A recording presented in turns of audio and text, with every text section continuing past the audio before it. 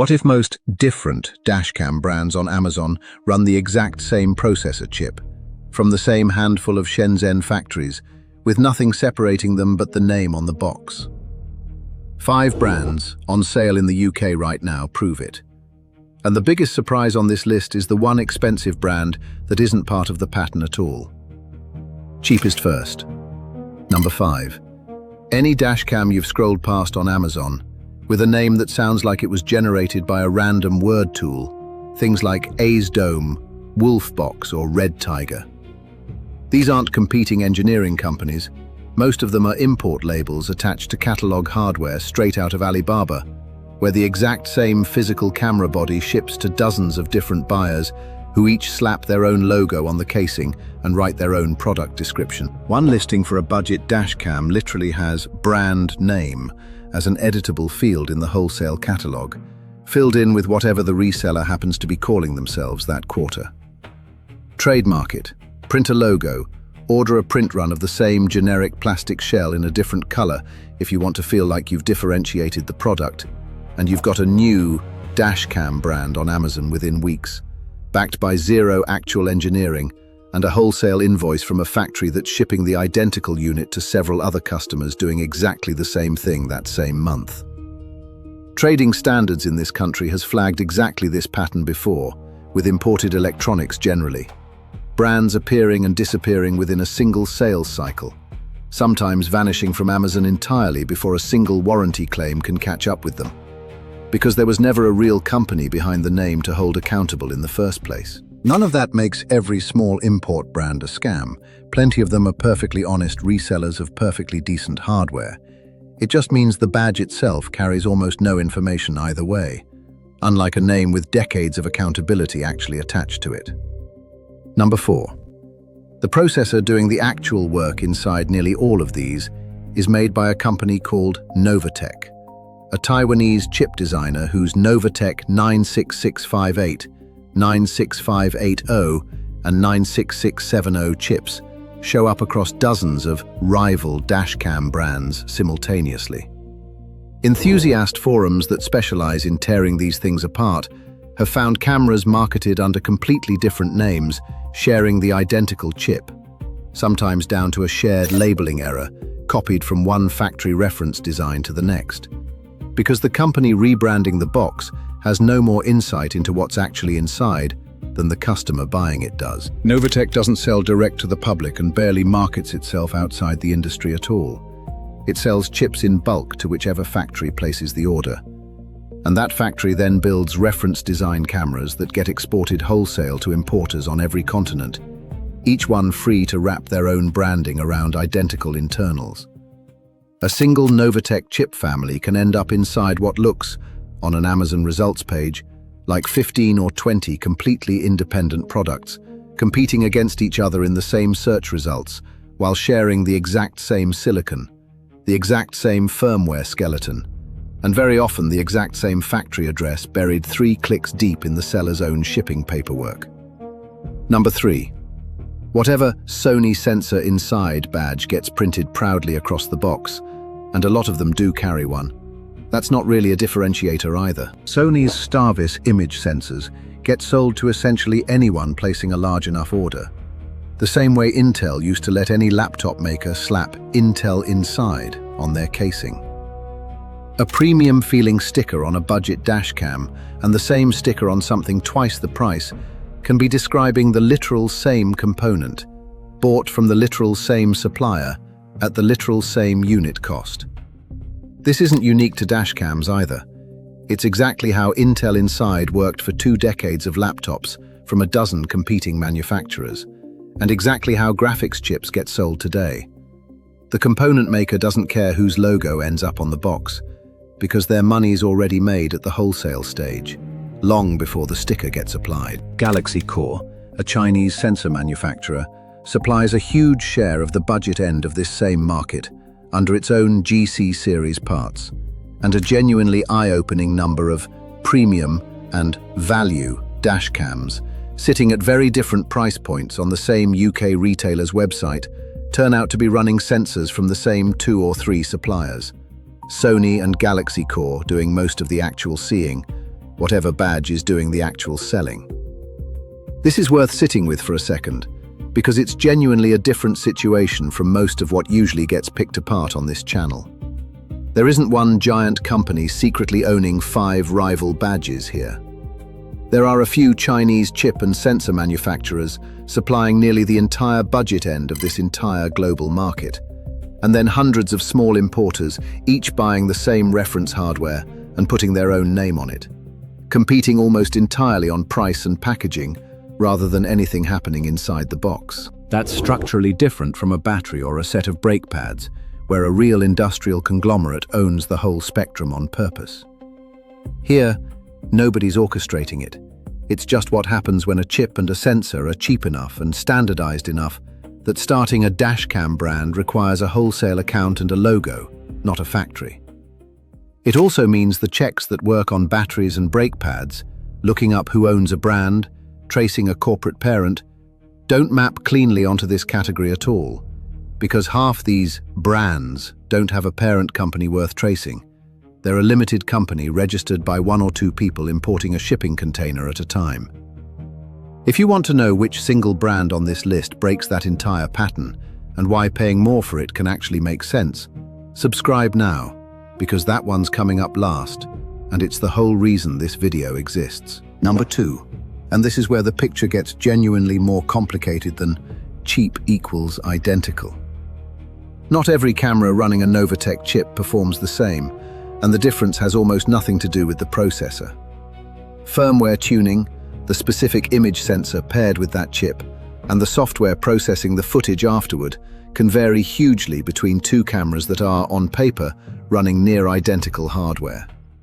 Enthusiast forums have documented cases of nearly identical internal components producing dramatically different footage quality after dark, because the company that actually bothered to tune the software got meaningfully more out of the same chip than the company that just shipped the reference firmware unchanged. Cheap and identical hardware doesn't automatically mean cheap and identical results, which cuts both ways.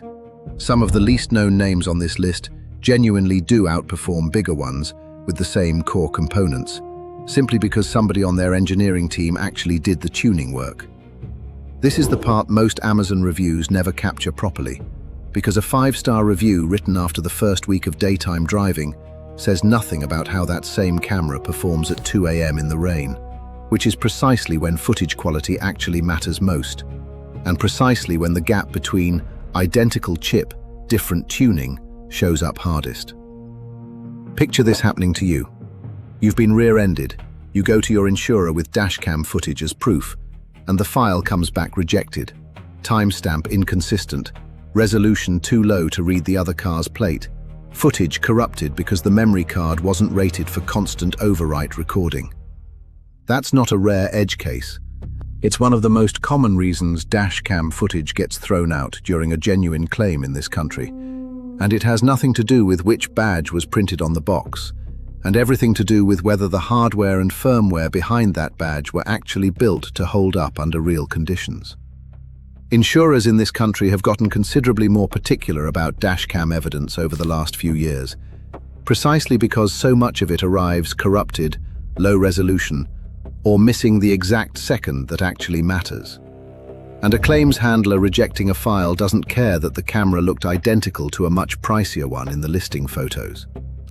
And number 1, Nextbase. British company, founded in 1999, currently holding somewhere around 80% of the entire UK dashcam market by volume, which makes it the single most recognizable name in this category by an enormous margin. Given everything on this list so far, you'd expect the twist here to be that Nextbase is just another reseller wearing a bigger marketing budget.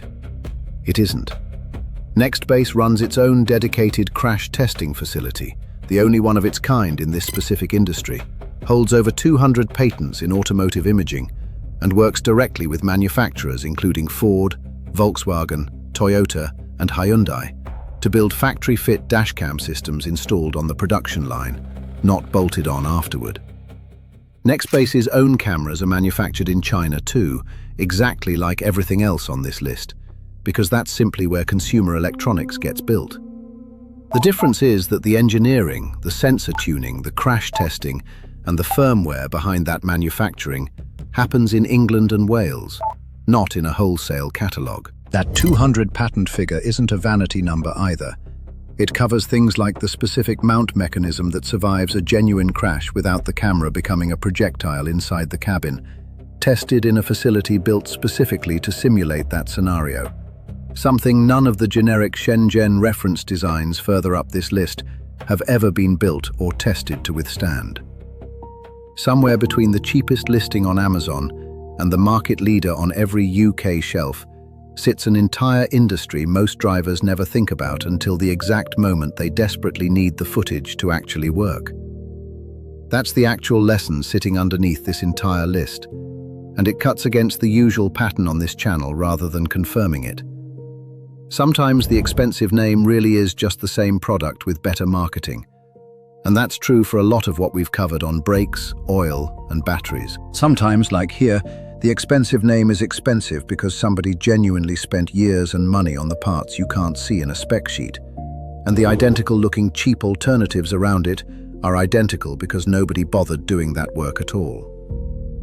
Here's 5 things worth checking before buying your next dashcam. 1. Search the exact chipset and sensor model printed in the listing, if you can find it, because 2 cameras with the same core components are far more likely to perform similarly, regardless of the badge. 2. Check independent forum teardowns rather than the seller's own marketing copy. Communities dedicated to this exact category have already done the work of comparing near-identical hardware across dozens of brands. 3. Prioritize a rated high-endurance memory card over squeezing extra pounds off the camera itself, because footage that doesn't actually save correctly under constant loop recording is worse than having no dashcam at all. 4. Check whether the resolution and frame rate are genuinely enough to read a number plate at a realistic distance, not just what looks impressive in a spec list, since insurers and police care about legibility, not the megapixel count on the box. And plenty of cameras marketed on resolution alone still can't resolve a plate cleanly at motorway distance, because the lens and compression, not just the sensor, are doing most of the actual work. 5. If you're specifically buying for insurance or legal evidence rather than just dashboard entertainment, weigh whether paying more for genuine engineering and support actually matters here. Because this is one of the rare items on this channel where the premium name earning its price is a real possibility, not a marketing trick. And 6. If you do go with one of the generic hardware options, at least check which specific chip and sensor combination it's actually running before choosing between 2 nearly identically priced listings. Because at that point you're not choosing a brand at all. You're choosing between 2 importers selling the same reference design with different names. And the only real variable left is which one bothered updating the firmware since launch. None of this means every budget dashcam is worthless. Plenty of the cheap, generic hardware options genuinely do their job for ordinary daily driving. What it means is that this category splits differently to nearly everything else we've looked at. A crowded field of near-identical rebadged hardware competing entirely on price, and sitting apart from it, one company that actually built the thing it's charging you for. If you want to see which other everyday purchases split this exact same way, cheap and identical on one side, genuinely worth the premium on the other, subscribe. Because sorting one from the other is the entire point of this channel. Before you buy your next dashcam, figure out which side of that line you're actually paying for. The spec sheet on the box won't tell you. Now you know how to find out yourself.